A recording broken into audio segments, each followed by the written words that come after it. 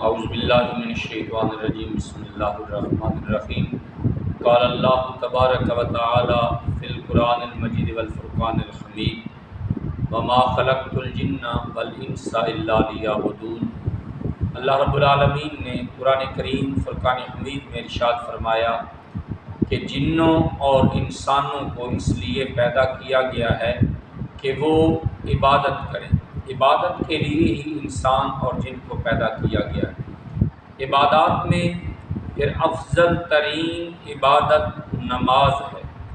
بندہ مومن دن میں 5 وقت نماز ادا کرتا ہے، فجر، ظہر، عصر، مغرب اور عشاء۔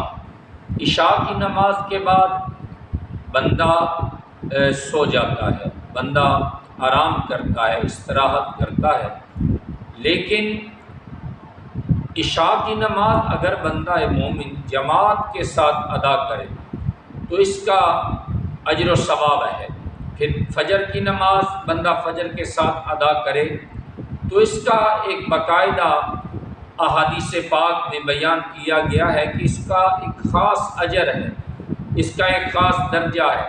جناب سیدنا حضرت عثمان بن عفان، حضرت عثمان غنی ذو النورین رضی اللہ تعالیٰ عنہ آپ فرماتے ہیں کہ حضور نبی کریم رؤوف رحیم صلی اللہ تعالیٰ وسلم سے میں نے سنا کہ جو بندہ مومن عشاء کی نماز جماعت کے ساتھ ادا کرے گویا کہ اس نے آدھی رات اللہ کی عبادت میں گزاری، آدھی رات اس نے اللہ کی عبادت کی۔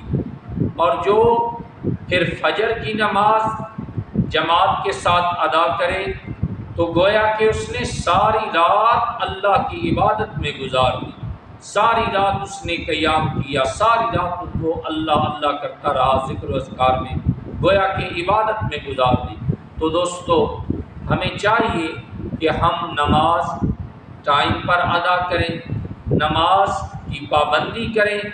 نماز وہ عبادت ہے جس کے بارے میں آپ کے اور میرے کریم آقا حضور نبی کریم رؤوف الرحیم صلی اللہ تعالی وسلم نے ارشاد فرمایا نماز میری آنکھوں کی ٹھنڈک ہے۔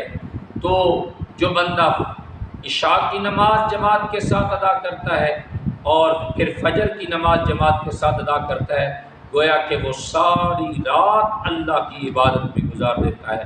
اللہ تعالی ہم سب کو دین اسلام کی تعلیمات کو سمجھ کر ان پر عمل کی توفیق عطا فرمائے۔ السلام علیکم۔